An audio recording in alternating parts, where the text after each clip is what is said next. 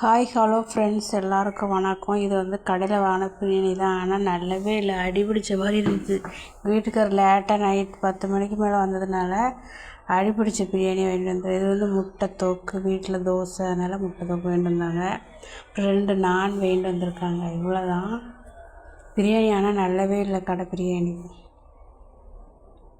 இது வந்து Saturday night வாங்கினது. அப்புறம் சண்டே வந்து கறி வாங்க போனாங்க. ரொம்ப தூரமாக போனாங்க, அங்கே இருந்து வாங்கிட்டு வந்தாங்க சந்தையில். இந்த வடை, அப்புறம் என்னது சம்பா ரவா கிச்சடி, வெள்ளை ரவா கிச்சடி, இந்த 3 தான் வாங்கினாங்க. வேறு எதுவும் வாங்கலை. ஒரு வீட்டில் பிரியாணி தான் செஞ்ச மக்களே. இப்போ அந்த பிரியாணி செய்கிறதுக்குள்ள நான் பட்ட பாடு. எங்கள் வீட்டில் எனக்கு இந்த மட்டன் வேண்டான்னு சொன்னேன், ஆனால் கேட்காம போய் வாங்கிட்டு வந்துட்டாங்க. என் பொண்ணும் கூட சேர்ந்து போய் வாங்கிட்டு வந்துட்டா.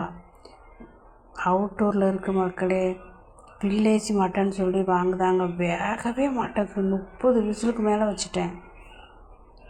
மசாலாம் கிண்டிட்டு அடுப்பை ஆஃப் பண்ணி போட்டுட்டு குக்கரில் 30 விசிலுக்கு மேலே வச்சு அதுக்கப்புறம் தான் மட்டனை போட்டு கிளறின மக்களே. என்ன வீட்டுக்கு ரொம்ப சோதிக்காரு. இப்படி எக்ஸ்ட்ரா ஒரு 200 ரூபா தாங்க குறைய இருக்கும், சிட்டிக்குள்ளே வாங்கிக்கலாம்.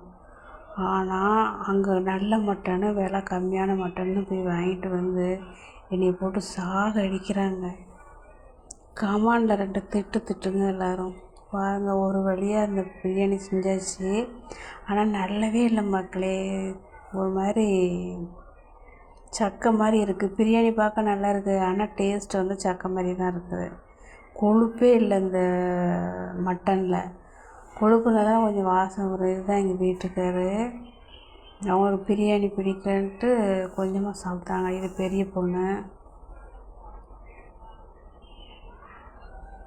இது எனக்கு இந்த பிரியாணி. இப்படியே கஷ்டப்பட்டு செஞ்சு முடித்து சாப்பிட்டாச்சு ஒரு வழியாக. பாருங்கள்.